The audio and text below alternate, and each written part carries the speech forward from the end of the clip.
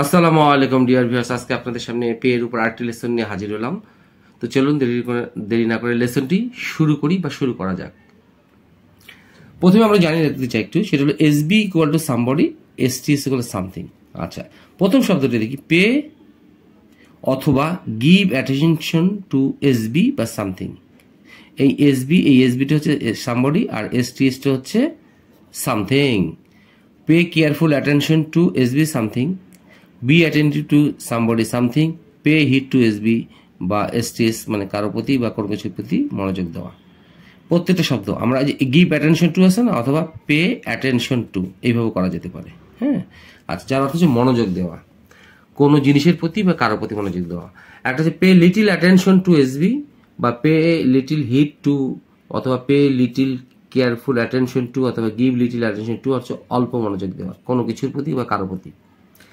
Pay no attention, pay no heed to at all, একেবারেই মনোযোগ না দেওয়া। আচ্ছা, পে ব্যাক টু এসবি, টাকা ফেরত দেওয়া। তো এখন প্রথম এক্সাম্পলটি আমরা শুরু করতে যাচ্ছি। অনুগ্রহ করে আমার কথা মনোযোগ দিয়ে শোনো। তা প্লিজ পে অ্যাটেনশন টু, অথবা please be attentive to me, আমার কথা শোনো, মি আমার কথা হতে পারে, অথবা মাই ওয়ার্ডস হতে পারে, অথবা এটাও হতে পারে, অথবা এটাও হতে পারে।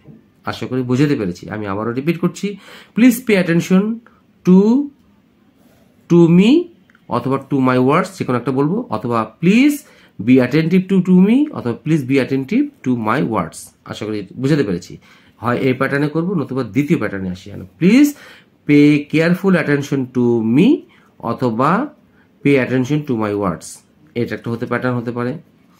প্লিজ পে হিট টু, অথবা please listen to carefully to me, অথবা মাই ওয়ার্ডস। হয় আমরা এটা বসাবো, নতুবা আমরা এটা বসাবো। হয় আমরা এটা বসাবো, নতুবা আমরা এটা বসাবো। আশা করি বুঝতে পেরেছি। আশা করি এই তিনটি প্যাটার্ন পড়লে আপনাদের বিষয়টি ক্লিয়ার হয়ে যাবে যে আসলে মনোযোগ দিয়ে কি শোনা, কারো কথা শোনা বা কোনো কিছু প্রতি মনোযোগ দেওয়া, এই তিনটি প্যাটার্নের যে কোনো একটি প্যাটার্নে করলে হয়ে যাবে।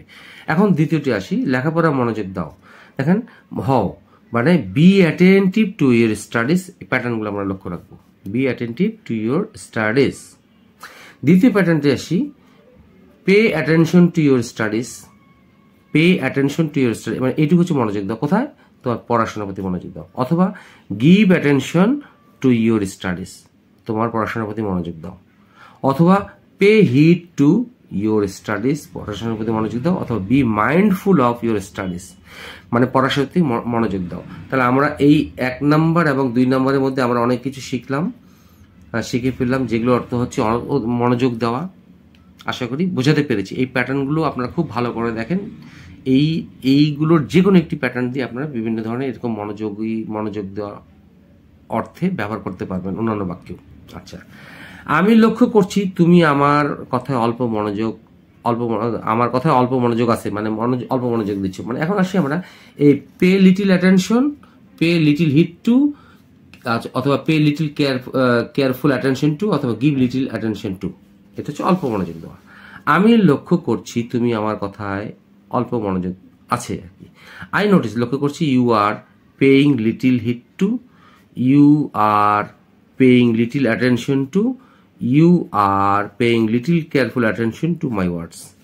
আমি লক্ষ্য করছি যে তুমি আমার, you are paying little heed to my words, you are paying little attention to my words, you are paying little careful attention to my words. তুমি আমার কথা মনোযোগই দিচ্ছ না বা মনোযোগ কম দিচ্ছ, আমি লক্ষ্য করছি।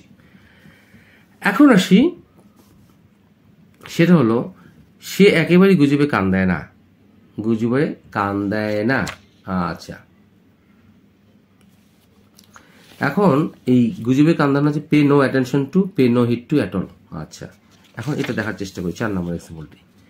সে একেবারেই গুজবে কান দেয় না, he pays little attention to rumours. এই রিউমার্স হচ্ছে গুজব, এই গুজবের ইংরেজি হচ্ছে rumours. He pays little attention to rumours, অথবা এই প্যাটার্ন করবো, অথবা এটা করবো, he pays no heed to rumours at all, সে আদৌ কোনো গুজবে কান দেয় না। অথবা he gives no heed to rumours at all, সে কোনো গুজবে কান দেয় না। আশা করি এই 3টে প্যাটার্নের যে কোনো একটি প্যাটার্নে করলেই চলবে। আচ্ছা, 5 নম্বর এক্সাম্পলটা দেখি।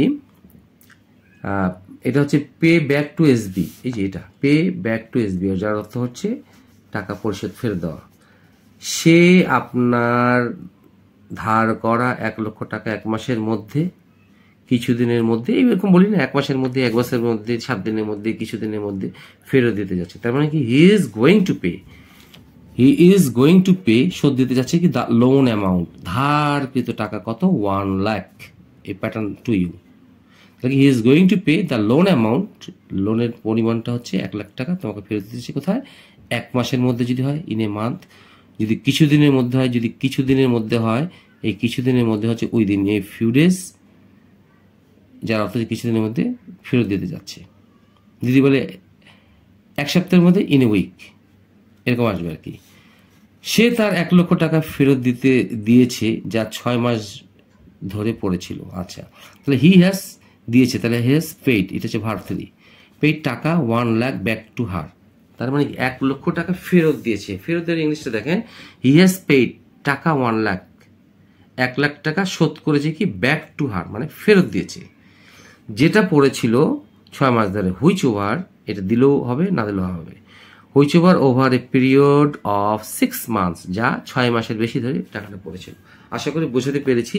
এবং সবচেয়ে গুরুত্বপূর্ণ বিষয় হচ্ছে এখানে মনোযোগ দেয়া, তারপরে অল্প মনোযোগ দেওয়া, আরটা হচ্ছে একেবারে মনোযোগ না দেওয়া। এটি হচ্ছে গুরুত্বপূর্ণ বিষয় আমাদের এই লেসনের মাধ্যমে আমরা শিখলাম। তো আশা করি ভালো লেগে থাকবে লেসনটি। ভালো লেগে থাকলে অবশ্যই লাইক, শেয়ার, কমেন্টস করবেন, যাতে করে আপনাদের মাধ্যমে দ্রুত এই লেসনটি অন্যদের কাছে পৌঁছে। আসসালামু আলাইকুম।